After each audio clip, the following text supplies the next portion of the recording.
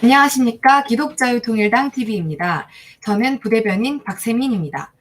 드디어 기독자유통일당에서 정세균 총리를 고발하고 교회 핵심 방역 수칙에 대해서 집행정지 신청을 완료했는데요. 그것에 대해서 고영애 대표님께서 말씀해 주시겠습니다. 대표님 안녕하십니까? 네, 반갑습니다. 고영일 변호사입니다. 네. 네. 그 정세균 총리를 고발하셨다고 네. 하셨는데 네. 그 내용에 대해서 말씀해 주시기 바랍니다. 예. 정세균 총리뿐만 아니라 네. 보건복지부 장관 박능후 장관에 대해서 같이 저희들이 고발장을 지난주 목요일 네. 오후 늦게 우편으로 대전지검에 고발을 했는데요. 그 내용은 사실 이 정세균 총리가 7월 8일 날 이 중앙 대책본부, 중앙재해안전대책본부 회의를 주관하면서 이렇게 표현을 했습니다. 최근 일어난 감염 사례를 살펴보면 교회의 소모임을 통한 감염이 절반이 넘는다. 네. 이렇게 얘기를 하고 나서 코로나 감염 확산의 주범이 마치 교회의 모임인 것처럼 이렇게 얘기를 해서 결국 이런 비난의 화살이 어디에 집중이 될까요? 만약 그걸 얘기를 하면 그렇게 되면 교회의 비난의 화살이 집중되고 있었죠. 마치 이 질병의 확산의 주범이 네. 교회인 것처럼 네. 이렇게 얘기를 하고 그런 전제하에 이 방역 지침도 네. 코로나19 교회 방역 수칙입니다. 아니 교회만 마치 네. 이제 죄인처럼 해서 교회만 이렇게 따로 콕 찍어서 이 방역 수칙을 제정해서 교회의 모든 정규 예배 외의 소모임, 네. 그 다음에 음식물 제공 행위라든가 아니면 이제 성경 공부, 성가대 연습까지, 구역 예배까지 전면 중지를 했는데 이러한 부분이 네. 허위 사실에 기한 기독교와 교회의 명예를 훼손했다. 또 하나는 이 처분 자체가 네. 위법하기 때문에 네. 공무원이 자기의 직권을 이용해서 다른 사람들에게 의무 없는 일을 시키거나 네. 권리 행사를 방해하는 그런 행위이기 때문에 직권남용 행위고 네. 그래서 직권남용죄로 두 사람을 고발하게 됐습니다. 네.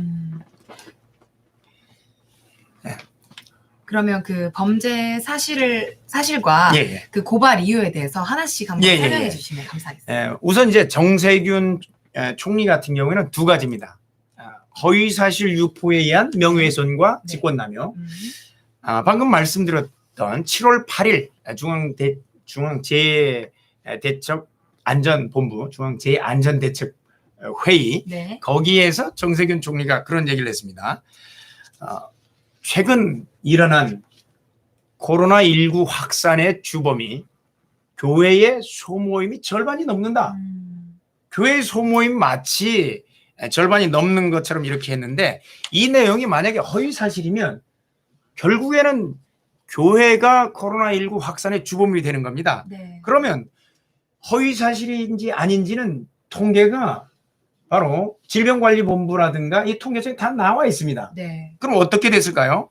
자, 2020년 7월 8일 공공시 기준으로 보면 코로나 신규 환자가 66명, 63명인데 네.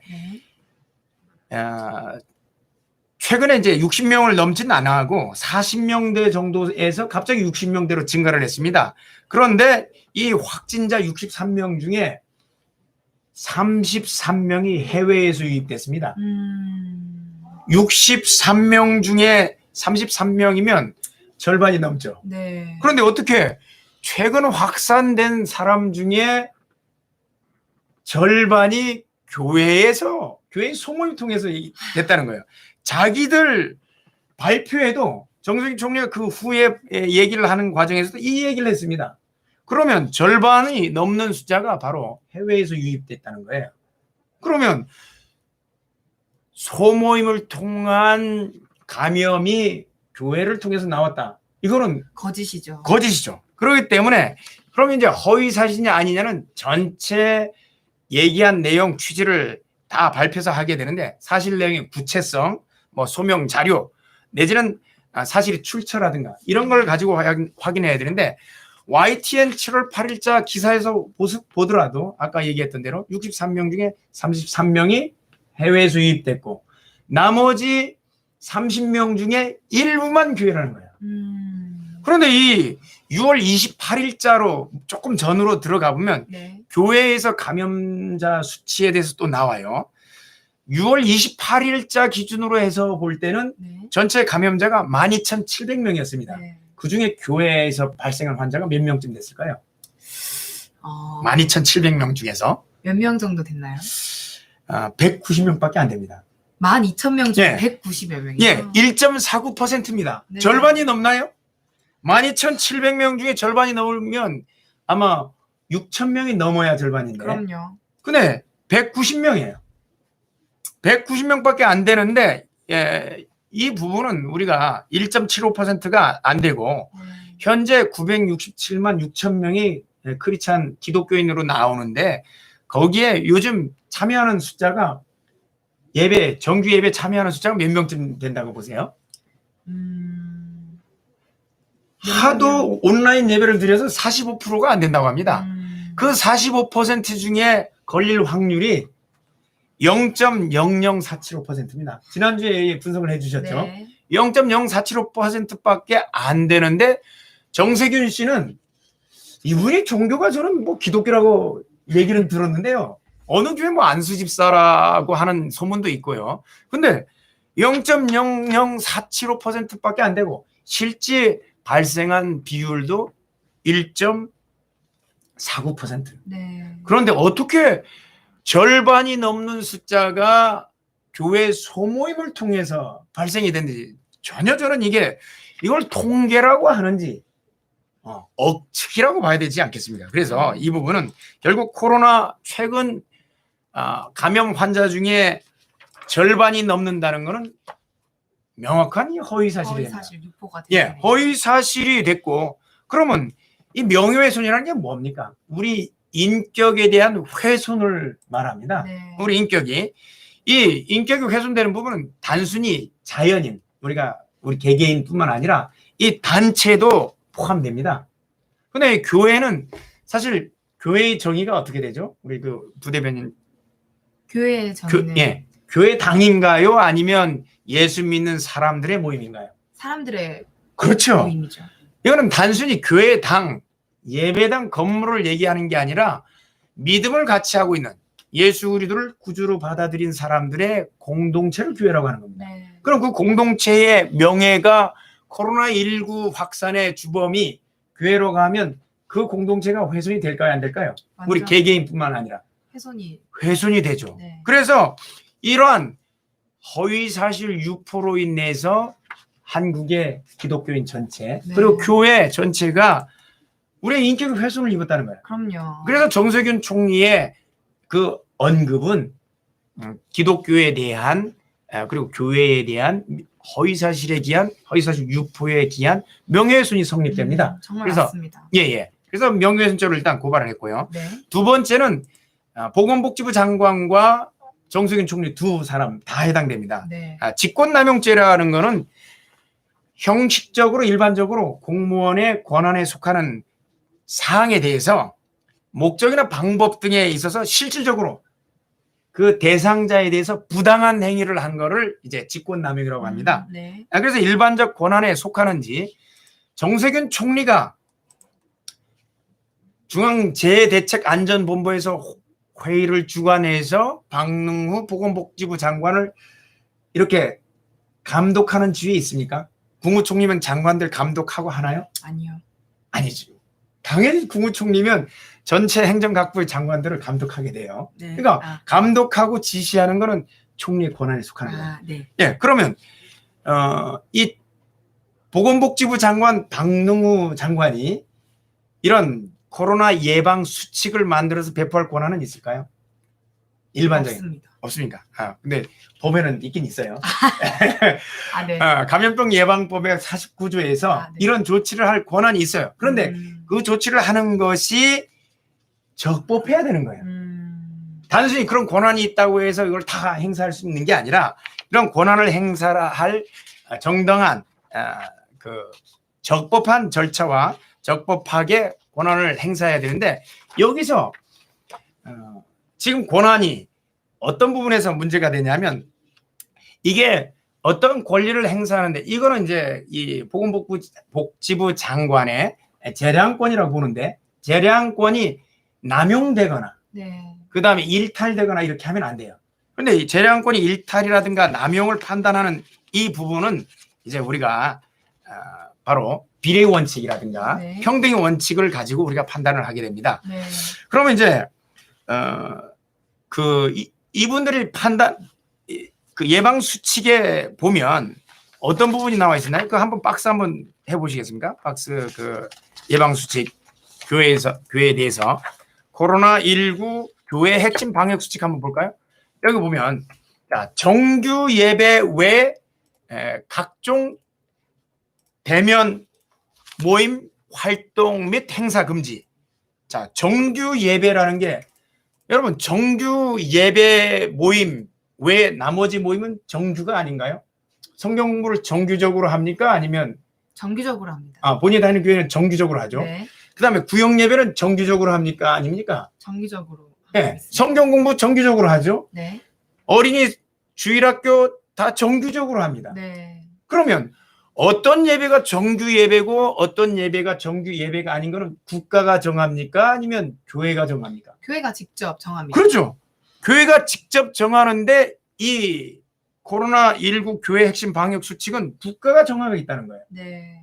자, 정교 분리 원칙을 대한민국은 얘기를 하고 있는데 정규 예배 모임 자체를 자기가 판단하겠다는 거예요. 그러면 앞으로 교회에서는 어떻게 하면 될까요? 정규 예배 성경 공부, 정규 예배 구역 예배, 정규 예배 어린이 주일학교 이런 식으로 하면 다 정규 예배가 되는 건가요? 그럼 교회가 정하는 거죠. 교회가 정하는 거죠. 네. 자, 그래서 정규 예배 각종 모임을 금지했는데 이런 부분들이 비례 원칙을 위반한다는 거예요. 네. 어떤 거는 금지한 내용이 전면적으로 다 중단해버리는 거예요. 그리고 이제 예배 시에 찬송, 통성 기도를 금지하는 거예요. 네. 자, 우리 종교의 자유에는 우리가 신앙 고백의 자유도 있지만 네. 신앙 활동의 자유가 있는 거예요. 그럼요. 신앙 활동의 자유 중에 하나가 종교적 집회, 그 네. 예배예요. 그다음에 종교적 결사, 모임이에요. 이 자유인데 집회, 예배에 있어서 예배의 내용에 대해서 예컨대 예배 시에 통성기도, 찬송을 크게 하면 안 된다. 어때요?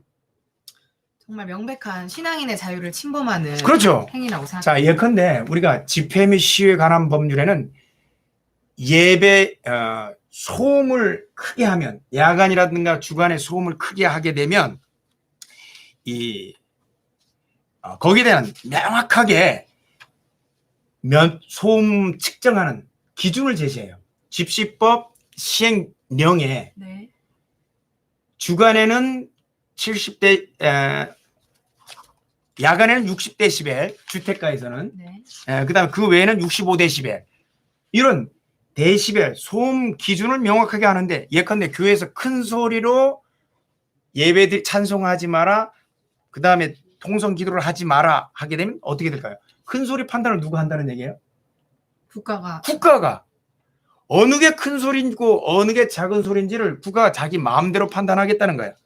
그래서 이런 부분들이 이 비례 원칙에 이게 명확하지도 않고 네. 그다음에 식사 제공. 자, 식사 제공과 관련해서도 여러분 어떻게 해요? 교회에서 만약에 네. 식사 제공을 금지했다고 하는데 그러면 교회에서 식사를 준비 안 하고 그 앞에 있는 식당에서 준비해서 거기 가서 먹으면 어떻게 되나요? 그걸 배달시켜서 먹으면 교회에서 준비한 건 아니에요. 네. 앞에 식당에서 배달하면 그럼 처벌이 안 되나요? 그러면 그 앞에 가서 교회 앞에 있는 카페 가서 성경 공부 모임을 하면 성경 공부 모임이기 때문에 처벌되나요? 그럼 교회만 처벌하고 거기에 모여서 그냥 다른 사람들은 처벌 안 되나요? 아니면 교회에서 성경 공부 외에 다른 모임을 하면 일반인들이 와서 하면 처벌 안 되나요? 아휴. 이런 부분들이 우리가 교회로 하여금 자기들의 직무 권한을 이용해서 의무 없는 일을 시키는 거예요. 네. 그리고 원래 우리가 할 수 있는 종교적 집회나 결사를 자신들이 마음대로 못하게 만든 거예요. 그렇습니다. 그래서 이게 직권남용이라는 거예요. 네. 그래서 두 사람을 정세균 씨와 저희 장관이라고 하고 싶지도 않고 네. 정세균 씨와 박능우 씨를 대전지검에 각 허위사실에 의한 명예훼손으로 정세균 씨 그리고 직권남용, 박능우 씨는 직권남용 네. 행위에 의해서 죄로 대전지검에 고발을 했고 이번 주 금요일 날 네. 고발인 조사를 하게 됩니다. 저희들을 대리하고 있는 변호사님께서 네. 잘 진술해 줄 거라고 네. 판단하고 이렇게 한 특정 종교를 현재 정권에 대해서 정책과 반대된다는 이유로 특정 종교에 대해서만 네. 이게 탄압하는 거예요, 사실은. 그럼요. 자, 그러면 천주교라든가 불교라든가 소모임이 없나요? 있습니다. 거기서는 바이러스가 죽나요? 아니요. 그리고 아까 또 거기서는 뭐 예배 같은 거 할 때 소리를 안 지르나요? 이 소리가 나죠. 찬양 안 드리나요? 불경 외우지 않습니다. 참불가하고. 네. 그다음에 대면 모임이라고 했는데 대면 모임을 정면으로 중단하니까 이렇게 하면 어떻게 되죠? 우리가 등을 보이면 대등 모임이죠. 대등 모임. 대등 모임은 그러면 처벌을 안 한다는 얘기인가요? 아, 이게 이제 터무니없는 이런 예방 수칙이란 겁니다. 그래서 저희들이 직권남용 혐의로 정세균 씨와 박능우 씨를 고발하고 그리고 이제 교회는 지금 아까 박스 한번 보여주실까요? 네. 이 예방 수칙 코로나19 교회 방역 수칙 교회 방역 수칙이에요. 네. 자, 이거를 지난주 금요일 오후 6시부터 시행된다고 하니까 전국 교회에서 너무 이게 난리가 난 거예요. 걱정되지 않습니까? 네. 과연 이렇게 하면 거기에 안 따르면 300만 원씩 벌금을 낸다고 하니까 우리가 교회가 굉장히 이제 불안해하고 있기 때문에 저희들이 전국에 있는 교회 저희들이 급하게 모은다. 네. 그래도 114 네. 114개 교회를 모아서 부랴부랴 저희들이 신청서를 작성을 해서 지금 나와 있는 내용 중에서 정규 예배 외에 대면 모임 활동 금지, 수련회 기도회 부흥회 구역 예배, 성경국 모임, 성가대 연습 모임, 예배 시 찬송 자제, 통성 기도 등 큰 소리로 노래를 부르거나 말하는 행위 금지, 음식 제공 및 단체 식사 금지. 네. 그 빨간 박스 위쪽까지 네. 그 부분에 대해서는 네. 집행을 우리가 취소 소송을 제기해서 본안 소송이 판결이 내려질 때까지는 집행을 정지해라. 효력을 정지하라는 의미로 우리가 일종의 가처분 신청인데요. 네. 집행 정지 신청서와 이 처분을 취소하라는 취소 소송을 지난주 금요일 2시에 접수를 했습니다. 박수 한번 쳐도 될까요? 감사합니다. 우리가 기독자의 통일당이 만들어진 이유는 다른 게 아니라 네. 바로 대한민국에서 일어나고 있는 우리의 자유를 지키고 특별히 신앙의 자유를 침해하는 어떤 세력이든지 그 침해하게 되면 저희들은 거기에 대항해서 그렇습니다. 교회를 위해서 얼마든지 저희들이 싸울 준비가 돼 있고 네. 여러분들 중에 신앙의 자유 때문에 여러분들이 핍박을 받는다고 한다면 저희들 홈페이지라든가 그리고 기독자유당 그 연락처를 통해서 홈페이지 들어가시면 연락처가 있습니다. 네. 연락을 주시면 저희들이 언제든지 법률 지원과 함께 교회를 위해서 저희들이 싸울 준비가 되어 있습니다. 네. 자, 그래서 왜 이게 위법이 되는지 우리 한번 하나씩 한번 살펴보도록 하겠습니다. 네. 교회 방역 지침은 결국 이게 어디서 나왔느냐? 감염병 예방법 여기에서 나온 49조에서 일단 근거가 되는데 방역 수칙을 이제 제정하는 과정에서 이 부분은 사실 박능후라든가 그리고 이제 국무총리의 이제 일종의 재량행위라고 판단이 되는데요. 재량행위 같은 경우도 재량권을 행사할 때 위법하면 안 되는 거예요. 네. 일탈 남용이 되면 이게 행정 처분을 내리는 것이 위법이 되게 되는데 이런 부분에 있어서 우리가 판단하는 기준이 바로 이제 비례의 원칙입니다. 네. 비례의 원칙 이런 부분들을 위반하지 말아야 되는데 우선 위법한 이유를 판단하면 맨 먼저 국민들을 기망한 거예요. 사실 오인이 있는데 사실 오인이라기보다는 의도적으로 기망했다는 거예요. 네. 아까 이제 직권남용죄로 고발할 때 살짝 말씀을 언급은 드렸지만 8일 날 최근 감염 사례를 분석해 보면 교회의 소규모 모임과 행사로부터 비롯된 경우가 전체의 절반가량을 차지하고 있다. 네. 그런데 어땠습니까? 7월 8일자 보도자료에 이미 자기들 보건복지부 보도자료에 7월 8일 0시 현재 국내 발생은 30명, 해외 유입으로 33명, 63명 중에 절반이 어디서요? 해외에서. 네. 해외 교회에서 다 왔나요? 소규모 모임으로 해외 갔다가 그 사람들이 들어왔나요? 아유.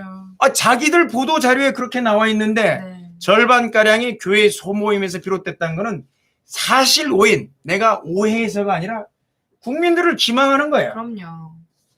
정말 이 자료들을 보고 예, 많은 예. 국민들은 예. 교회를 다니지 않는 분들은 수많은 주위의 성도들에게 예. 교회를 다니는 사람들에게 가지 말라고 맞습니다. 누가 그렇게 얘기를 해버리면 신앙인들은 당연히 일반 사람들의 소리에 의해서 자신의 신앙의 자유를 침범받게 되거든요. 맞습니다. 예.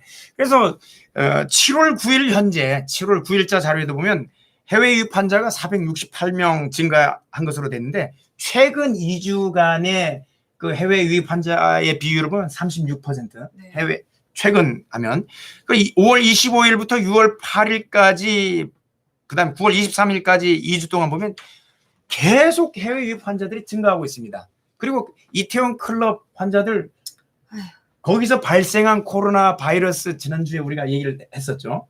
GH형, 네. 변종형인데 이 아시아권에서 발생한 바이러스가 아니라 유럽과 미국에서 발병한 바이러스, 변종 바이러스예요. 네. 그렇기 때문에 최근에 일어난 가장 중요한 원인은 해외 유입 사례임에도 불구하고 국민들에게 이런 사실 오인, 기망해서 이런 부분을 했다는 것 자체가 굉장히 네. 이제 이 재량권 이탈 남용 판단하는데 위법의 기준이 되고요. 그다음에 최근에 이제 그 국내에서 일어난 발생 사례를 보면 방문 판매자, 방판자라고 하잖아요. 네. 예, 방문 판매자 확진자가 210명 최근 6월 28일입니다. 네. 기준. 구로 콜센터가 156명, 네. 이태원 클럽이 139명. 네. 그다음에 운동시설 150명. 교회 모임 환자는 얼마 안 돼요. 네. 그러면 국내에서 발생한 경우도 방판, 그다음에 운동시설, 그다음에 콜센터를 중심으로 확산되고 있는데 왜 교회 소모임이 이런 터무니없는 누명을 써야 되는지 그럼요. 이거 허위사실과 명예훼손으로 우선 고발한 게 맞겠죠? 정말 맞습니다. 예. 자, 그래서 정세균 씨는 코로나 바이러스 19 중앙재해안전대책본부 회의를 주관하면서 이걸 차단하도록 하면서 교회 소모임을 차단하도록 했어요. 아니 세균을 잡으라고 정세균 씨를 어디에 보냈는데 세균은 안 잡고 어떻게 교회만 잡습니까? 그러니까요. 예, 그래서 이래서 근데 이 회의를 주최하면서도 이렇게 했습니다. 이 자리에서 정세균 본부장은 최근 해외 유입 확진자가 국내 발생을 넘어서고 있다며 실효성 있는 대책을 신속히 마련하고 시행해 해외 유입을 확실히 차단하도록 관계부처에 지시를 하면서 왜 교회 소모임을 차단하도록 지시를 합니까? 자, 그래서 이런 부분이 사실을 오인했다는 부분. 네. 두 번째는 재량의 일탈 남용이 없으려면 비례 원칙을 위반하지 않아야 돼요. 네. 그거는 이제 비례 원칙은 적합성의 원칙과 필요성의 원칙 그리고 이런 부분들을 판단하게 되는데 필요성, 상당성의 원칙이 지켜져야 돼요. 네. 우선 적합한 이런 처분인가 보면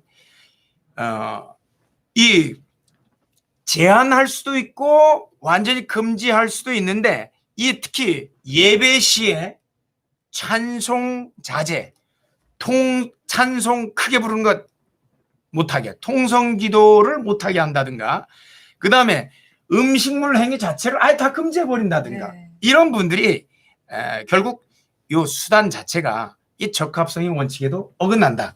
적합하지 않은 수단을 썼다. 그 다음에 모든 교회를 대상으로 하고 있습니다. 아니 어떻게 필요성 원칙과 관련해서 코로나19 확진자가 발생한 교회를 하면 되잖아요. 발생하지 않은 멀쩡한 교회들 전부 다 전부 다 차단을 했어요. 자, 여러분들에게 한번 질문을 한번 드려보고 싶습니다. 이태원 클럽에서 139명이 발생했는데 이태원 클럽에 방문한 사람들 전부 다 추적하고 있습니까? 가능합니까? 불가능합니까? 불가능합니다. 왜 불가능하죠?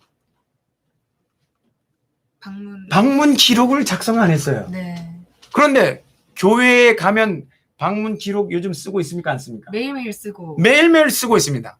자, 교회는 모임을 할 때 거기에 오는 사람이 아는 사람입니까? 모르는 사람입니까? 아는 사람입니다. 다 특정이네. 네. 특정이지만 다수가 모이는 공간이고 클럽이라든가 일반 구내 식당이라든가 이런 대중식당은 특정인이에요? 불특정인이에요? 불특정인. 예, 모르는 불특정 다수가 모이고 있습니다. 네. 그러면 만약에 환자가 발생한 경우에 어느 장소가 거기에 같이 모였던 사람을 추적하기가 편합니까? 특정인이 모인 장소가 편합니까? 아니면 불특정 다수가 모인 장소에 있는 사람들을 추적하기가 편할까요? 추적하기 편한 건 특정인이. 그렇죠. 우리가 다 이미 다 쓰고 있어요. 방문자에 대해서 이름을 다 쓰도록 하고 있고. 그런데 일반 식당에서 쓰고 있습니까?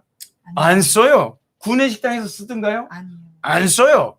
저는 이제 삼성동 도심공항 터미널 그 밑에 구내 식당을 주로 이용하는데 한 번도 쓴 적이 없습니다. 네. 불특정 다수인이 와서 식사를 합니다. 서울시청 구내식당 불특정 다수인이 옵니다. 정부종합청사 구내식당 불특정 다수인들 오는데 쓰지도 않고. 이태원은 쓰던가요? 아니요. 이태원 클럽 가보셨나요? 아니요. 아니 안 가셨겠죠. 자, 안 쓰기 때문에 불특정 다수가 왔기 때문에 추적을 못 하는 거예요. 근데 더 위험한 불특정 다수가 모이는 곳에는 전혀 예방 수칙이 없고 전국 교회 전체를 대상으로 삼았다는 거고, 그 다음에 수단이 적정해야 되는데 수단에 있어서도 덜 제한적인 수단을 쓸 수 있는데 아예 소모임 전체를 중단시켜버렸어요. 정규 예배 다. 그렇기 때문에 소모임을 전체적으로 중단했다는 것 자체에 대해서도 이게 적합성 원칙에서 어긋나는 거죠. 그 다음에 이제 상당성의 원칙이라는 게 있는데, 이제 그 예배뿐만 아니라 아까 소모임 전체를 다 이렇게 못하도록 했는데, 우리가 상당성의 원칙을 따질 때도 침해하는 이 방법과 침해되는 것에 의해서 얻어지는 이익들이 있어요. 예컨대 전체 금지에서 얻어지는 이익은 교회에서 발생하는 모든 감염 환자를 줄인다는 이익이에요. 근데 침해되는 이익은 뭐예요? 모든 교인들이 예배를 제대로 못 드린다는 거예요. 모임 아예 못하니까. 그 법익이 균형을 맞춰야 되는데 정부가 시행하고 있는 예방 목적만, 그것도 일부만, 교회만 막는다고 해서 예컨대 불교계라든가 천주교라든가 다른 종교에서 모임을 안 막으면 바이러스는 쉬나요? 아니요. 그러니까 이런 부분에서 터무니없는 수단이기 때문에 이제 상당성 원칙도 위반했고, 그 다음에 아까 얘기했던 평등 원칙도 있어요. 여러분, 왜 교회 방역 수칙입니까? 그렇습니다. 자, 모든 종교가 대한민국에서는 종교의 자유를 누립니다. 기독교만 종교의 자유를 누린 게 아니라 대한민국에는 종교 간 싸움이 있습니까? 없습니까? 있습니다. 그러니까 우리가 이슬람 국가처럼 막 그렇진 않죠. 우린 평화롭게 서로 지내요. 네네. 그리고 모든 종교가 다 평등하게 보장을 받는데 이게 시행되면 어느 종교만 지금 예배를 제대로 못 드려요? 교회만. 그 방역 수칙이 전체 종교인들을 대상으로 한다면 이게 평등 원칙에 어긋나지 않습니다. 그런데 이거는 최근에 발생한 광륵사 사찰과 관련해서 확진자가 50명이 넘었어요. 그 다음에 원당 천주교회 거기서도 발생했고, 그런데 발생 위험성은 천주교 성당은 위험이 없고 불교 사찰도 위험이 없지만 교회만 위험이 있으니까 교회만 위험이 있는 거예요? 네, 코로나19 교회 예방 방역 수칙은 교회만 위험이 있다고 얘기를 하는 거예요.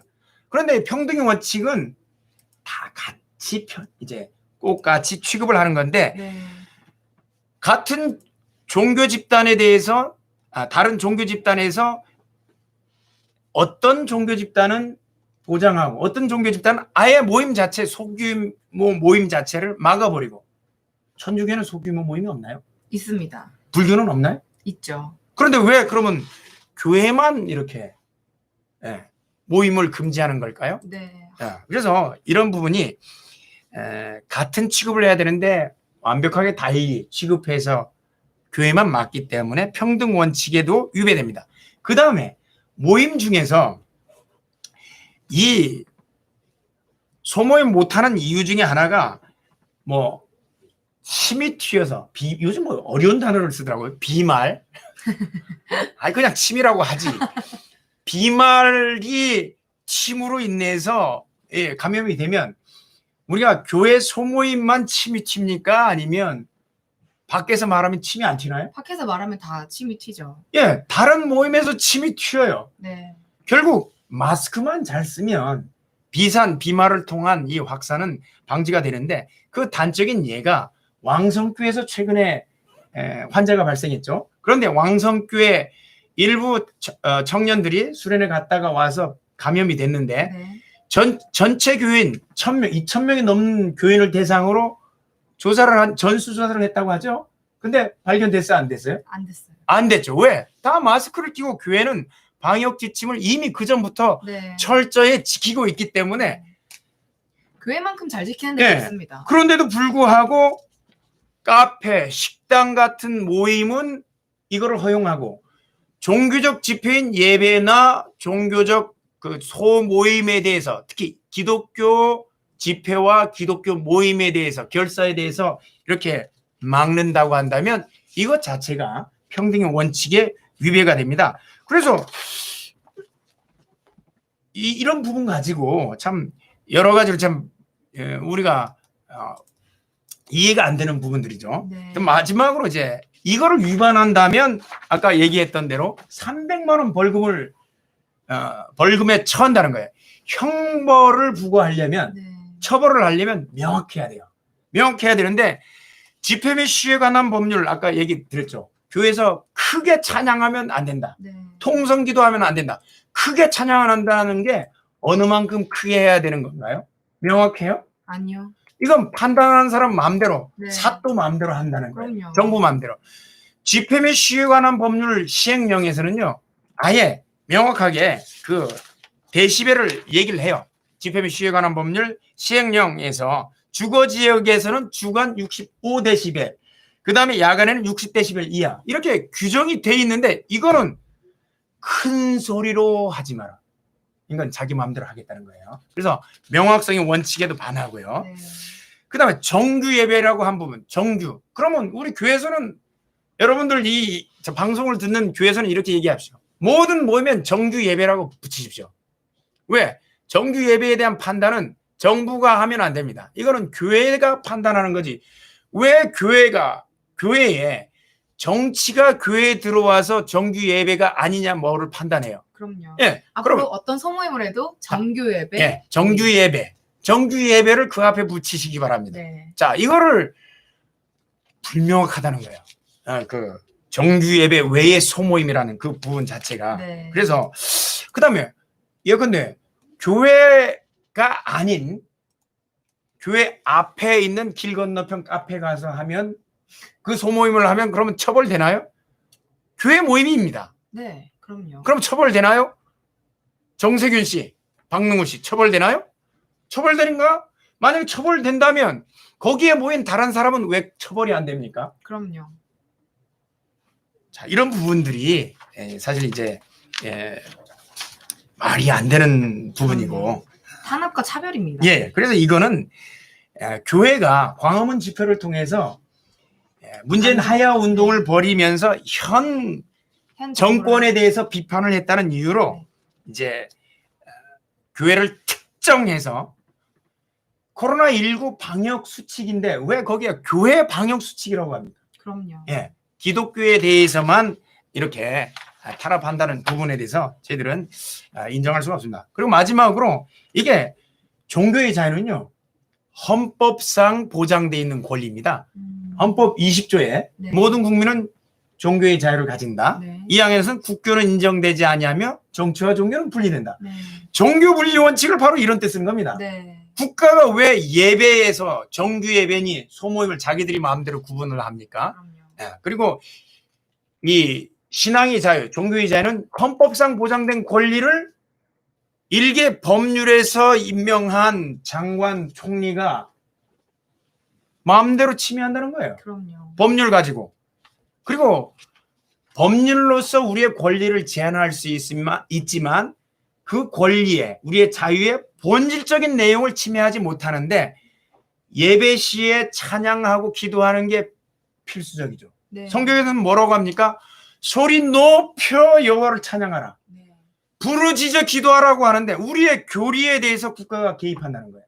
정교분리 원칙에도 위배되고 우리의 신앙의 자유의 본질적인 내용을 침해하기 때문에 이거는 마찬가지로 위헌무효입니다. 네. 그래서 저희들이 여기에 대해서 서울행정법원에 집행정지 신청을 했고 그리고 취소해달라는 취소소송까지 제기를 한 상태입니다. 그리고 내일쯤에는 이 법률 여기에 이제 방역수칙의 모법이 되는 감염병 예방 및 관리에 관한 법률, 감염병 예방법이라 통상적으로 우리가 지칭하는데 이 법률 49조에서 그 내용 중에서 보건복지부 장관이 제례, 예배 등에 대해서 제한, 금지하는 조치를 할 수 있다는 부분에 예배 시간에 큰 소리로 말하게 하거나 예배에 대해서 제한을 하거나 그리고 음식물을 해먹지 못하게 하거나 이런 부분까지 포함되는 걸로 해석하는 한 헌법에 위반된다는 취지로 위헌법률 심판 제청까지 저희들 할 예정입니다. 네. 네.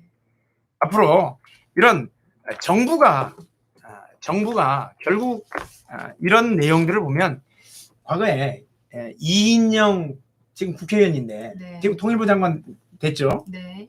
이인영 씨가 이번 선거가 끝나면 시장, 언론, 종교의 패권을 조정하겠다고 했습니다. 네. 그 내용 중에 종교의 패권을 조정하겠다는 내용이 바로 이 감염병 예방법을 통해서 그리고 지난번 얘기했던 차별금지 법안에 이걸 통해서 우리 기독교를 완전히 이제 말살하겠다는 이 정책을 시행하고 있는 겁니다. 네. 그래서 우리 교회가 다 같이 일어서서 한 목소리로 여기에 대해서 반대의 목소리를 내고 그리고 하나님께 우리가 무릎 꿇고 기도하면 하나님께서 최근에 굉장히 무서운 일이 하나 벌어졌죠. 네. 어떤 사람이 뭐 굉장히 유명한 분이 돌아가셨는데 저희들은 하나님을 대적하는 어떠한 정권이나 어떤 사람도 전 세계의 역사를 보면 하나님을 대적하거나 하나님을 욕하거나 예배를 막거나 기독교를 탄압하는 정권이나 사람들이 유지됐었나요? 아니요. 다 없었죠. 다 문 닫았습니다. 하나님을 두려워하는 것이 바로 지혜의 근본이기 때문에 네. 대한민국은 하나님을 경외하고 하나님을 높이는 방향으로 나가야 될 줄로 압니다. 네. 네. 네, 이렇게 지금 현재 기독자유통일당에서 많은 변호사님들과 그리고 또 당대표 고영일 대표님께서 이렇게 한국교회를 지키기 위해 수많은 노력들과 수많은 시간들을 이렇게 고생하시고 수고가 많으시고 계시는데요. 저희가 정말 할 수 있는 거는 네. 국민들이 할 수 있는 거는 이렇게 위에서 큰 분들이 노력을 하실 수 있게끔 저희가 정말 기도와 후원만 정말 열심히 해서 돕는 방법밖에 저희는 없는 것 같습니다. 네, 너무 감사드립니다. 네. 네. 이렇게 기독자유통일당 TV에서 오늘도 보도드렸고요. 기독자유통일당 당비 납부 ARS가 생긴 거 아시죠? 네, CMS도. 네, CMS 링크도 있습니다. 1877-1517로 전화 주시면 이렇게 수고 많으신 분들께서 더욱더 이제 여유 있게 후원하실 수 있도록 마련해 놓았는데 이 전화를 주셔서 원클릭으로 당비를 납부해 주시고요. 또한 더 간편하게 당원 가입을 하고 후원을 하기 위해서는 CMS 링크를 통해서 당원이 되어주시면 감사하겠습니다. 네, 이렇게 마치겠습니다. 기독자유통일당 TV였습니다. 감사합니다. 감사합니다.